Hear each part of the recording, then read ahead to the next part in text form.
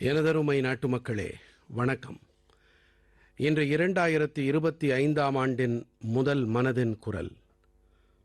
நீங்கள் அனைவரும் ஒரு விஷயத்தை கண்டிப்பாக கவனித்திருப்பீர்கள். ஒரு முறையும் மனதின் குரல் மாதத்தின் கடைசி ஞாயிற்றுக்கிழமையன்று இடம்பெறும். ஆனால் இந்த முறை நாம் ஒரு வாரம் முன்னதாகவே 4வது ஞாயிற்றுக்கிழமைக்கு பதிலாக 3வது ஞாயிற்றுக்கிழமையன்று சந்திக்கின்றோம். ஏனென்றால் அடுத்த வாரம் ஞாயிற்றுக்கிழமையன்று நமது குடியரசு தினமாகும். நான் நாட்டு மக்கள் அனைவருக்கும் குடியரசு திருநாளுக்கான முதன்மையான நல்வாழ்த்துக்களை தெரிவித்துக் கொள்கிறேன். நண்பர்களே, இந்த முறை வரும் குடியரசு திருநாள் மிகவும் விசேஷமானதாகும். இது பாரத நாட்டு குடியரசின் 75வது ஆண்டாகும். இந்த ஆண்டுதான் நமது அரசியல் அமைப்புச் சட்டம் நடைமுறைக்கு வந்து 75 ஆண்டுகள் நிறைவெய்துகின்றன. நான் அரசியல் நிர்ணய சபையின் அனைத்து மாபெரும் ஆளுமைகளுக்கும் என் சிரம் தாழ்த்திய வணக்கத்தை தெரிவித்துக் கொள்கிறேன். இவர்கள்தாம் நமது பவித்திரமான அரசியல் சாசனத்தை நமக்கு அளித்தார்கள். அரசியல் நிர்ணய சபை கூடிய காலத்தில் பல விஷயங்கள் குறித்து நீண்ட நெடிய விவாதங்கள் நடைபெற்றன. அந்த விவாதங்கள் அரசியல் நிர்ணய சபையில் இருந்த அங்கத்தினர்களின் சிந்தனை, அவர்களின் குரல் ஆகியன நமக்கெல்லாம் மிகப்பெரிய மரபுச் சின்னங்கள். இன்று மனதின் குரலில் அவர்களின் சில மகத்தான தலைவர்களின் குரல் பதிவுகளை உங்களுக்கு கேட்க அளிக்க வேண்டும் என்பதே என் ஆசை. நண்பர்களே, அரசியல் நிர்ணய சபை தனது பணியை தொடங்கிய வேளையில் பாபா சாஹேப் ஆம்பேட்கர் பரஸ்பர ஒத்துழைப்பு தொடர்பாக மிகவும் மகத்துவம் வாய்ந்த ஒரு விஷயத்தை கூறினார். அவருடைய உரை ஆங்கிலத்தில் இருக்கிறது. அதன் ஒரு பகுதியை ஒலிக்கச் செய்கிறேன். So far as the ultimate goal is concerned, I think none of us need have any apprehensions. None of us need have any doubt. But my fear, நாம் அடைய வேண்டிய நிறைவான இலக்கை பொறுத்தமட்டில் நம்மில் யாருக்கும் எந்த ஐயப்பாடும் இருக்க தேவையில்லை. யாருக்கும் எந்த சந்தேகமும் இருக்க வேண்டாம். ஆனால் என்னுடைய அச்சமெல்லாம் நிறைவான எதிர்காலத்தை பற்றியதல்ல என்பதை நான் தெளிவாக கூறுகிறேன். இன்று நம் தேசத்தில் வாழும் பலதரப்பட்ட மக்களையும் ஒரு தீர்மானத்தோடு ஒற்றுமையை நோக்கி இட்டுச் செல்லக்கூடிய ஒத்துழைப்பு நிறைந்த பாதையில் பயணிப்பதில்தான் சிரமமே இருக்கிறது. நிறைவு குறித்து எந்த சங்கடமும் கிடையாது. தொடக்கம் குறித்தே நமக்கு இருக்கும் சங்கடம். our difficulty is not with regard to the ultimate. Our difficulty is with regard to the beginning. நண்பர்களே, அரசியல் நிர்ணய சபை ஒன்றுபட்டு ஒருமித்த குரலில் ஒருங்கிணைந்த கருத்தோடு அனைவருக்குமான நலன் மீது பணியாற்றுவது குறித்துத்தான் பாபா சாஹேப் அழுத்தமளித்து வந்தார். நான் உங்கள் அனைவருக்கும் அரசியல் சட்டசபையின் மேலும் ஒரு ஒலிக்குறிப்பை ஒலிக்கச் செய்கிறேன். இந்த ஒலிக்குறிப்பு டாக்டர் ராஜேந்திர பிரசாத் அவர்களுடையது. இவர் நமது அரசியல் அமைப்பு சபையின் தலைவராக இருந்தார். வாருங்கள், டாக்டர் ராஜேந்திர பிரசாத் அவர்கள் குரலை செவிமடுப்போம். हमारा इतिहास बताता है और हमारी संस्कृति सिखाती है कि हम शांति प्रिय हैं और रहें. இயல்பிலேயே அமைதி பிரியர்களான நாம் அவ்வாறே இருந்து வந்தோம் என்பதையே நமது கலாச்சாரமும் நமது வரலாறும் நமக்கு கற்பிக்கின்றன. நமது சாம்ராஜ்யமும் நமது வெற்றியும் வேறு வகையானவை. நாம் மற்றவர்களை அடிமை தடைகளில், அது இரும்பாலானதாகட்டும் பொன்னால் ஆனதாகட்டும், எப்போதும் யாரையும் தடைக்கும் முயற்சியில் ஈடுபட்டதில்லை. நாம் மற்றவர்களை நம்மோடு கூடவே இரும்பு தடைகளால் அல்ல, அவற்றையும் விட அதிக உறுதியான ஆனால் அழகான சுகமான பட்டு இழைகளால் இறுக்கி இருக்கின்றோம்.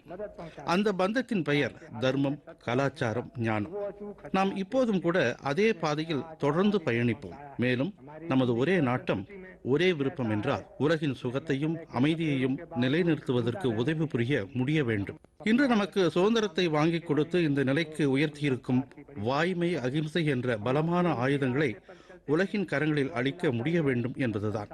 நம்முடைய வாழ்க்கை மற்றும் கலாச்சாரத்தில் இருக்கும் உள்ளார்ந்த சக்திதான் காலம் அளித்த வழிகளையெல்லாம் தாண்டி வாழும் சக்தியை நமக்கு அளித்து நம்மை உயிர்ப்போடு வைத்திருக்கிறது. நாம் நமது ஆதர்சங்களை முன்வைத்து வாழ்வுமேயானால் நம்மால் உலகிற்கு பெரும் சேவையாற்ற முடியும். अगर हम अपने आदर्शों को सामने रखे रहेंगे तो हम संसार की बड़ी सेवा कर पाएंगे. நண்பர்களே, டாக்டர் ராஜேந்திர பிரசாத் அவர்கள் மனித விழுமியங்களின் பால் தேசத்தின் அர்ப்பணிப்பு உணர்வு குறித்து பேசியிருந்தார். இப்போது நான் உங்களுக்கு டாக்டர் ஷியாமா பிரசாத் முகர்ஜி அவர்களின் குரல் பதிவை ஒலிக்கச் செய்கிறேன். வாய்ப்புகள் அனைவருக்கும் வாய்க்க வேண்டும் என்பது குறித்து அவர் உரையாற்றினார். டாக்டர் ஷியாமா பிரசாத் முகர்ஜி அவர்கள் கூறினார், I hope, sir, that we shall go ahead with our work. அனைத்து இடர்களையும் தாண்டி நம்மால் நமது பணியை முன்னெடுத்து செல்ல முடியும் என்ற நம்பிக்கை எனக்கு இருக்கிறது ஐயா. இதன் வாயிலாக குறிப்பிட்ட சமூகத்திற்கோ அல்லது பிரிவினருக்கோ உரித்தான தாய்நாடு என்று இல்லாமல் ஒவ்வொரு மனிதருக்கும், ஒவ்வொரு ஆணுக்கும், ஒவ்வொரு பெண்ணுக்கும், ஒவ்வொரு குழந்தைக்கும் சொந்தமான இனம், சாதி, பிரிவு, சமுதாயம் என்ற பேதங்களை எல்லாம் தாண்டிய மகத்தானதொரு இந்தியாவை நாம் உருவாக்குவோம். தங்களுடைய சிறப்பான திறன்கள், திறமைகளுக்கு உட்பட்டு அனைவருக்கும் பொதுவான மகத்தான தாய்நாடான தாய் திருநாட்டிற்கு சேவையாற்றும் வகையில் அனைவருக்கும் சம வாய்ப்புகள் அளிக்கப்பட வேண்டும்.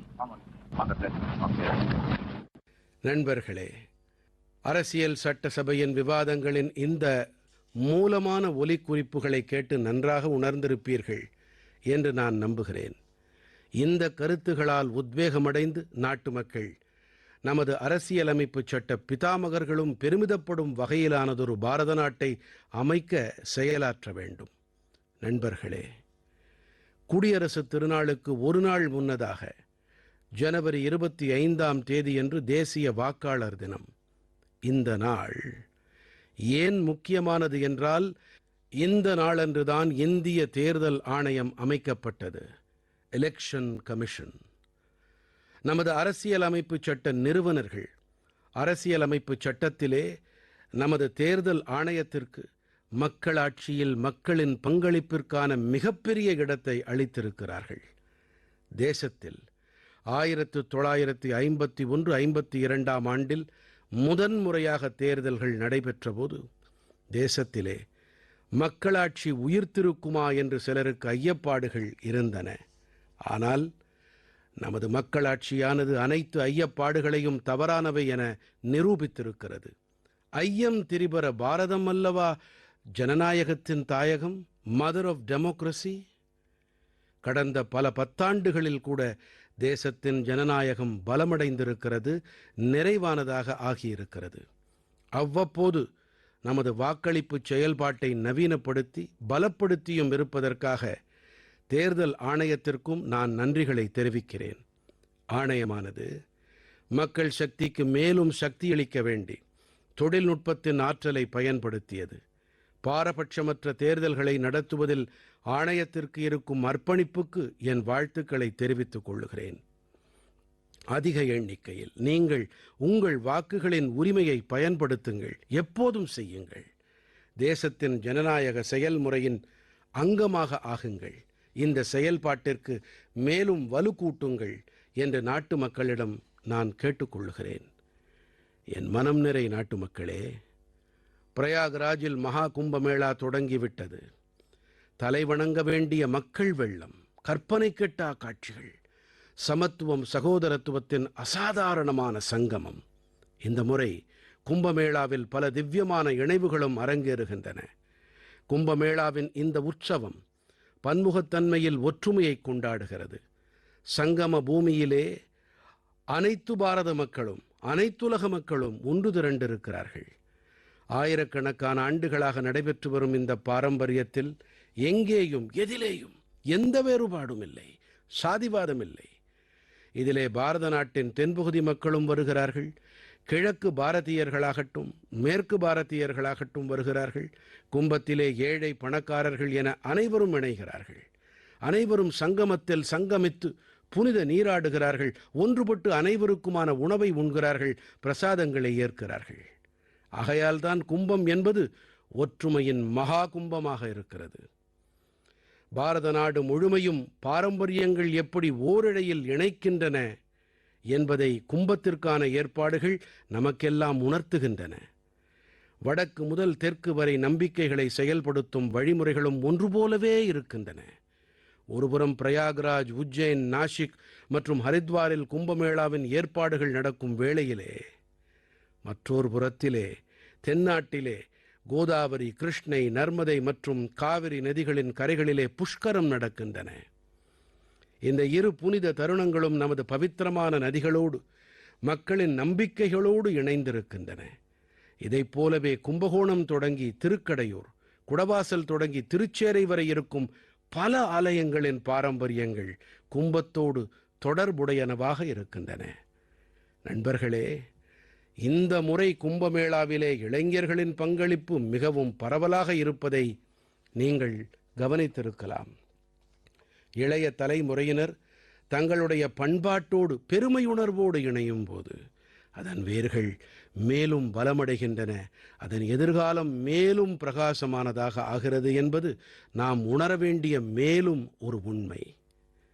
இந்த முறை கும்பத்தின் டிஜிட்டல் காலடி தடங்களையும் பெரிய அளவிலே நம்மால் காண முடிகிறது.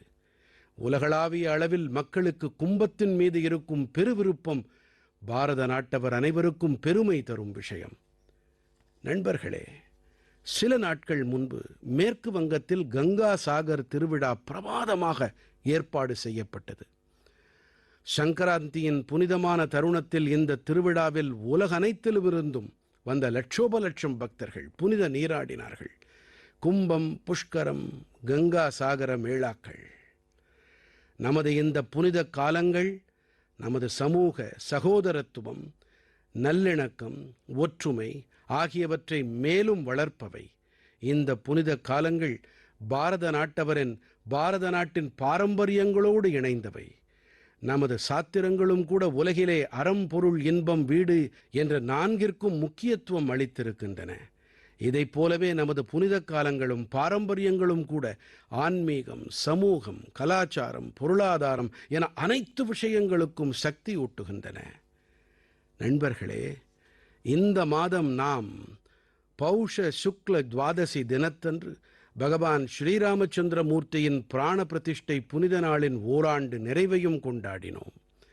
இந்த ஆண்டு பௌஷ சுக்ல துவாதசி ஜனவரி மாதம் 11ஆம் தேதியன்று வந்தது. இந்த நாளன்று லட்சோப லட்சம் ராமபக்தர்கள் அயோத்தியிலே ராம்லலாவின் தரிசனம் பெற்று அவருடைய நல்லாசிகளுக்கு பாத்திரர்கள் ஆனார்கள். பிராண பிரதிஷ்டை நடந்த இந்த துவாதசி பாரத நாட்டு கலாச்சார ஆன்மாவின் மீள் பிரதிஷ்டை நடந்தேறிய துவாதசியாகும். ஆகையால் பௌஷ சுக்ல துவாதசி ஒரு வகையில் பிரதிஷ்டை துவாதசி தினமாகவும் ஆகிவிட்டது. நாம் வளர்ச்சி பாதையில் செல்லும் அதே வேளையில் நமது மரபுகளையும் பேணி வர வேண்டும், அவற்றிலிருந்து கருத்தூக்கம் பெற்று முன்னேறிச் செல்ல வேண்டும். என் பிரியமான நாட்டு மக்களே, 2025ஆம் ஆண்டு தொடக்கத்திலேயே விண்வெளித்துறையில் பல சரித்திர சாதனைகளை பாரதம் ஈட்டியிருக்கிறது. பாரத நாட்டு விண்வெளித்துறை ஸ்டார்ட் அப்பான பெங்களூருவில் இருக்கும் பிக்செல் பாரத நாட்டின் முதல் தனியார் செயற்கைக்கோள் கூட்டமான ஃபயர்ஃப்ளையினை வெற்றிகரமாக விண்ணில் செலுத்தியிருக்கிறது என்பதை இன்று நான் பெருமை பொங்க தெரிவிக்கிறேன். இந்த செயற்கைக்கோள் கூட்டம் பூமியில் இருக்கும் பொருள்களின் ரசாயன கட்டுமானத்தை அறியக்கூடியது. உலகின் மிக அதிக பிரிதிறனுடைய உயர் ரக நிறமாலை திறன் கொண்ட செயற்கைக்கோள் கூட்டம். High resolution hyper spectral satellite constellation இதுவாகும். இந்த சாதனை பாரத நாட்டை நவீன விண்வெளி தொழில்நுட்பத்தில் முதன்மையானதாக ஆக்கியிருப்பதோடு இது தற்சார்பு பாரதம் என்ற திசையில் மேற்கொள்ளப்பட்ட ஒரு மிகப்பெரிய அடியெடுப்பாகும். இந்த வெற்றி நமது தனியார் விண்வெளித்துறையின் பெருகி வரும் வல்லமை மற்றும் நூதனத்துவத்தின் எடுத்துக்காட்டாகும். இந்த சாதனைகளுக்காக நான் பிக்சலின் குழுவினர், இஸ்ரோ மற்றும் இன்ஸ்பேஸ் அமைப்புகளுக்கும் ஒட்டுமொத்த தேசத்தின் சார்பாக பாராட்டுக்களை தெரிவித்துக் கொள்ளுகிறேன். நண்பர்களே, சில நாட்கள் முன்பாக நமது விஞ்ஞானிகள் விண்வெளித்துறையில் மேலும் ஒரு பெரிய சாதனையை நிகழ்த்தினார்கள். நமது விஞ்ஞானிகள் செயற்கைக்கோள்களை விண்வெளியில் இணைப்பு செய்தார்கள். விண்வெளியிலே 2 விண்கோள்கள் இணைக்கப்படும் செயல்பாட்டைத்தான் விண்வெளியில் இணைப்பு, ஸ்பேஸ் டாக்கிங் என்று அழைக்கிறார்கள். இந்த தொழில்நுட்பம் விண்வெளியில் உள்ள விண்வெளி நிலையம் வரை பொருட்களை அனுப்பவும் குழு பயணத்திற்கும் மிக முக்கியமானது. பாரதம் இப்படி செய்யக்கூடிய 4வது நாடாக ஆகியிருக்கிறது. இதிலே நமக்கு வெற்றியும் கிடைத்திருக்கிறது. நண்பர்களே, நமது விஞ்ஞானிகள் விண்வெளியிலே செடி வளர்த்து அவற்றை உயிர்ப்போடு இருக்கும் முயற்சியில் ஈடுபட்டு வருகிறார்கள். இதற்காக இஸ்ரோவின் விஞ்ஞானிகள் காராமணி விதைகளை தேர்ந்தெடுத்திருக்கிறார்கள். டிசம்பர் மாதம் 30ஆம் தேதியன்று அனுப்பப்பட்ட விதைகள் விண்வெளியிலே முளைவிட்டிருக்கின்றன. இது மிகவும் உத்வேகம் அளிக்கவல்ல ஒரு பரிசோதனையாகும். எதிர்காலத்தில் விண்வெளியிலே காய்கறிகளை பயிர் செய்யும் பாதையும் திறக்கும். நமது அறிவியலாளர்கள் எந்த அளவுக்கு ஈடுபாட்டுடன் பணியாற்றி வருகிறார்கள் என்பதை நமக்கு இது எடுத்து காட்டுகிறது. நண்பர்களே, நான் உங்களோடு மேலும் உத்வேகம் தரவல்ல ஒரு முயற்சி பற்றி தெரிவிக்க விரும்புகிறேன். ஐஐடி மദ്രാஸின் எக்ஸ்டெம் மையம் விண்வெளியில் தயாரிப்பில் ஈடுபட புதிய உத்திகளின் மீது பணியாற்றி வருகிறது. இந்த மையம் விண்வெளியில் முப்பரிமாண அச்சிடப்பட்ட கட்டடங்கள், உலோக நுரைகள், மெட்டல் ஃபோம்கள் மற்றும் கண்ணாடி ஒளி இழைகள், ஆப்டிகல் ஃபைபர்கள் போன்ற உத்திகளின் மீது ஆய்வுகள் மேற்கொண்டு வருகிறது. இந்த மையம் நீரில்லாமல் கான்கிரீட் கட்டுமானங்கள் போன்ற புரட்சிகரமான செயல்பாடுகளையும் மேம்படுத்தி வருகிறது. எக்ஸ்டெம்மின் இந்த ஆய்வு பாரத நாட்டின் ககன்யான் மிஷன் மற்றும் எதிர்கால விண்வெளி நிலையங்களுக்கு வலு சேர்க்கும். இதன் வாயிலாக தயாரிப்புத் துறையில் நவீன தொழில்நுட்பத்திற்கான பாதையும் துலக்கப்படும். நண்பர்களே, இந்த சாதனைகள் அனைத்தும் பாரத நாட்டின் விஞ்ஞானிகளும் நூதனங்களை படைப்போரும் எதிர்கால சவால்களுக்கு தீர்வுகளை அளிக்கவல்ல தொலைநோக்காளர்கள் என்பதற்கு சான்று பகர்கின்றன. நமது தேசம் இன்று விண்வெளி தொழில்நுட்பத்தில் புதிய மைல்கற்களை நிறுவி வருகின்றது. நான் நமது நாட்டின் விஞ்ஞானிகள், புதுமைகளின் கண்டுபிடிப்பாளர்கள், இளவயது தொழில் முனைவோர் ஆகியோருக்கும் தேசத்தின் சார்பாக நல்வாழ்த்துக்களை தெரிவித்துக் கொள்கிறேன். என் கனிவான நாட்டு மக்களே, மனிதர்களுக்கும் விலங்குகளுக்கும் இடையே அலாதியான நட்பு குறித்த படங்களை நீங்கள் பல வேளைகளில் பார்த்திருக்கலாம். விலங்குகளின் விசுவாசம் பற்றிய கதைகளை கேட்டிருக்கலாம்.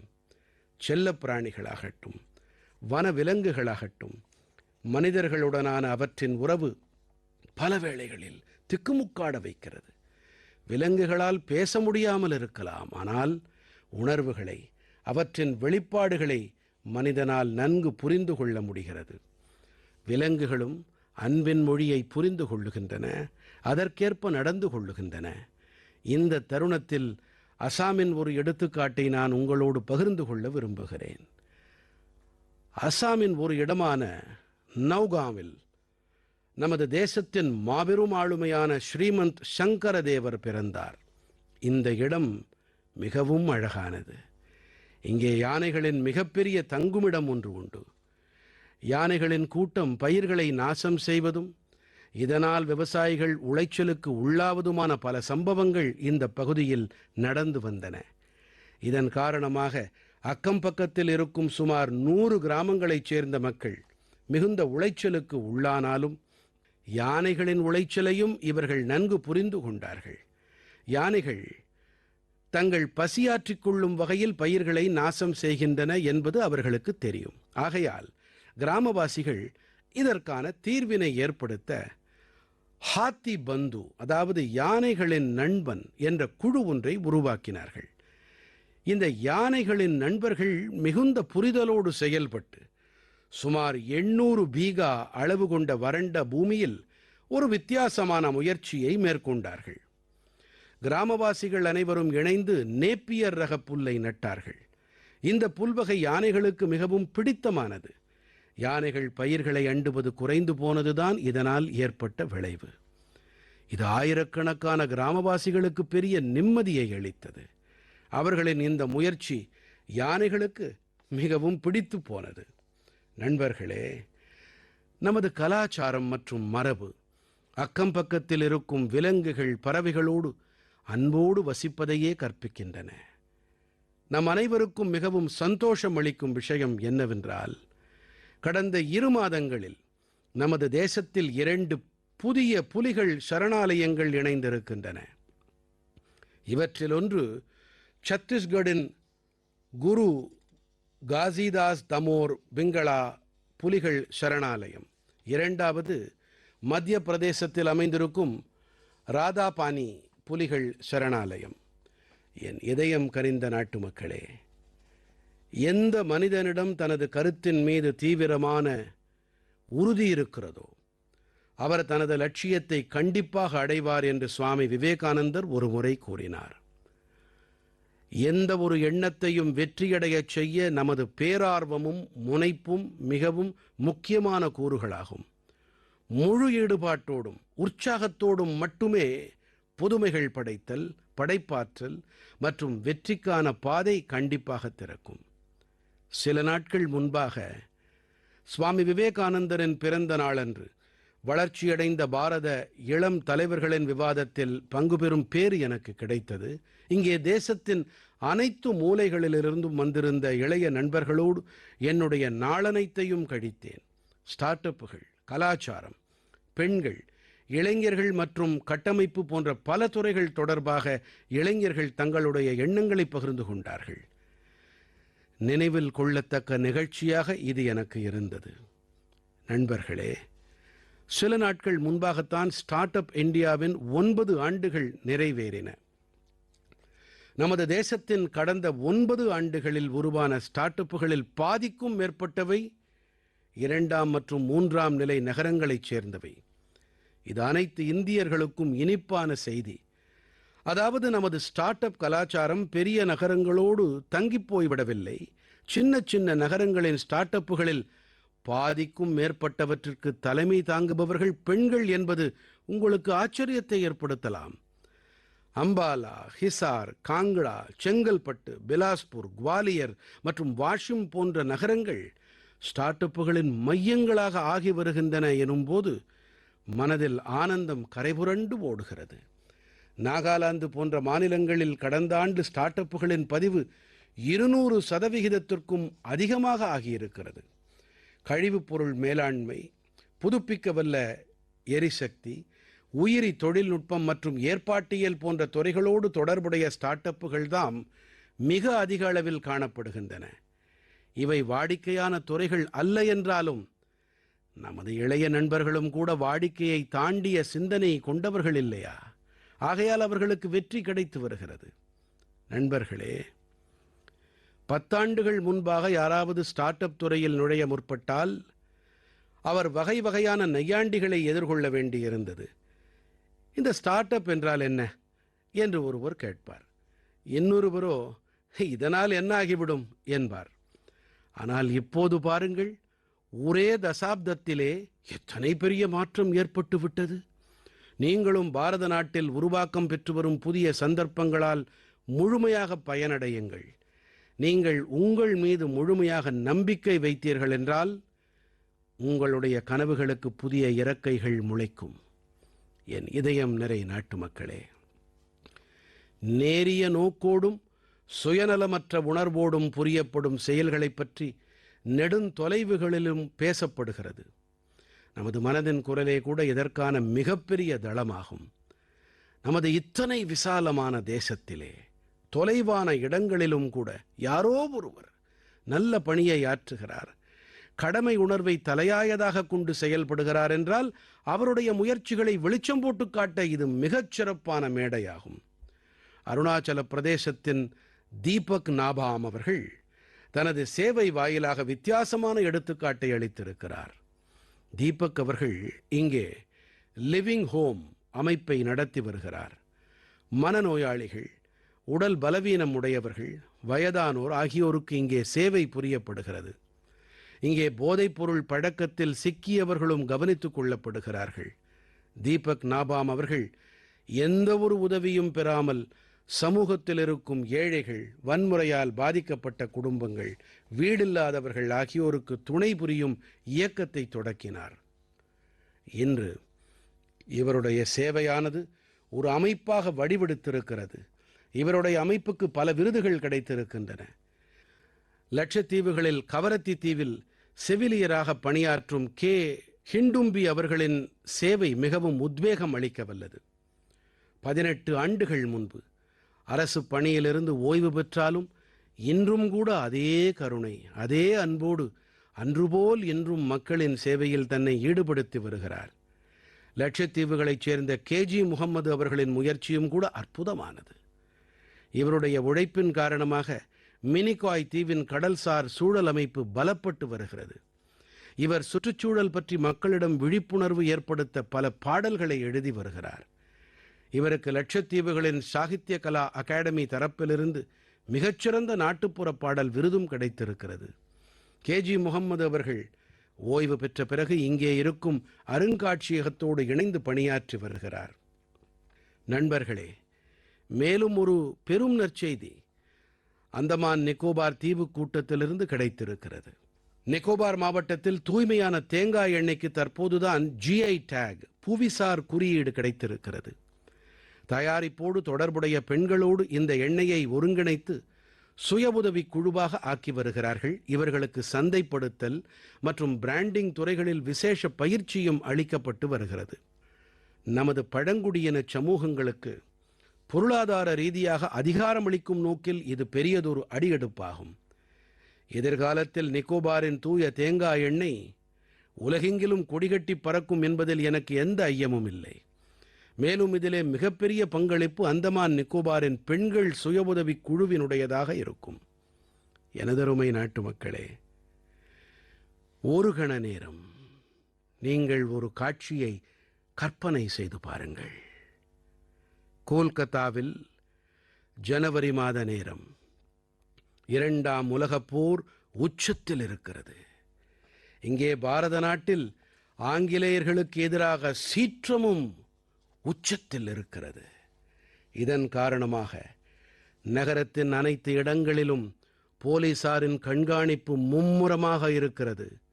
கோல்கத்தா நகரின் நடுவே ஒரு வீட்டின் அருகே போலீசாரின் கண்காணிப்பு அதிகமாக இருக்கிறது. இதற்கிடையே நீளமான பிரவுன் கோட்டும் முழுநீள கால் சட்டையும் கருப்பு தொப்பியும் அணிந்த ஒரு நபர் இரவின் இருளில் ஒரு பங்களாவிலிருந்து காரில் வெளியேறுகிறார். பலமான பாதுகாப்பு நிறைந்த பல காவல் தடுப்புகளை கடந்த அந்த கார் ஒரு ரயில் நிலையமான கோமாவை அடைகிறது. இந்த நிலையம் இப்போது ஜார்க்கண்டில் இருக்கிறது. இங்கிருந்து ரயிலில் ஏறி அவர் பயணிக்கிறார். இதன் பிறகு ஆப்கானிஸ்தானை கடந்து அவர் ஐரோப்பாவை சென்றடைகிறார். இவை அனைத்தும் ஆங்கிலேயர்களின் தீவிரமான கண்காணிப்பை தாண்டி அரங்கேறுகிறது. நண்பர்களே, இந்த கதை உங்களுக்கு ஏதோ திரைப்படக் காட்சியைப் போல தெரியலாம். இத்தனை தைரியத்தோடு செயல்பட்ட அந்த மனிதர் எப்படிப்பட்டவர் என்று நீங்கள் எண்ணமிடலாம். உள்ளபடியே இந்த மனிதர் வேறு யாருமல்ல, நமது தேசத்தின் மாபெரும் ஆளுமையான நேதாஜி சுபாஷ் சந்திர போஸ் அவர்களேதான். ஜனவரி மாதம் 23ஆம் தேதியை, அதாவது அவருடைய பிறந்த நாளை இப்போது நாம் பராக்கிரம் திவஸ் என்ற வகையில் கொண்டாடுகிறோம். அவருடைய வீரத்தோடு தொடர்புடைய இந்த சம்பவத்திலும் பராக்கிரமத்தின் காட்சி நமக்கு பளிச்சிடுகிறது. எந்த வீட்டிலிருந்து ஆங்கிலேயர்களை திக்குமுக்காடச் செய்து தப்பிச் சென்றாரோ அவருடைய அதே வீட்டிற்கு சில ஆண்டுகள் முன்பு நான் செல்ல நேர்ந்தது. அவர் அப்போது பயன்படுத்திய அந்த கார் இப்போதும் இருக்கிறது. அந்த அனுபவம் எனக்கு மிகவும் விசேஷமானது. சுபாஷ் பாபு ஒரு தொலைநோக்காளர். சாகசம் என்பது அவரது இயல்பிலேயே அமைந்திருந்தது. இது மட்டுமல்ல, அவர் மிகத் திறமையான நிர்வாகியும் கூட. வெறும் 27 வயதில் அவர் கோல்கத்தா மாநகராட்சியின் தலைமை நிர்வாக அதிகாரியாக ஆனார். அதன் பிறகு நகரத்தந்தை பொறுப்பையும் நிர்வகித்தார். ஒரு நிர்வாகி என்ற முறையிலேயும் கூட அவர் பல பெரும் பணிகளை ஆற்றினார். குழந்தைகளுக்கு பள்ளிகள், ஏழை குழந்தைகளுக்கு பால் விநியோகம் மற்றும் தூய்மையோடு தொடர்புடைய அவருடைய முயற்சிகள் இன்றும் கூட நினைவில் கொள்ளப்படுகின்றன. நேதாஜி சுபாஷ் அவர்களுக்கு வானொலியோடு நெருங்கிய உறவு இருந்து வந்தது. அவர் ஆசாத் ஹிந்த் ரேடியோவை நிறுவினார். இதை கேட்க மக்கள் மிகுந்த ஆவலோடு காத்திருந்தார்கள். அவருடைய அறைகூவல்களால் அந்நிய ஆட்சிக்கு எதிரான போராட்டத்திற்கு ஒரு புதிய சக்தி பிறந்தது.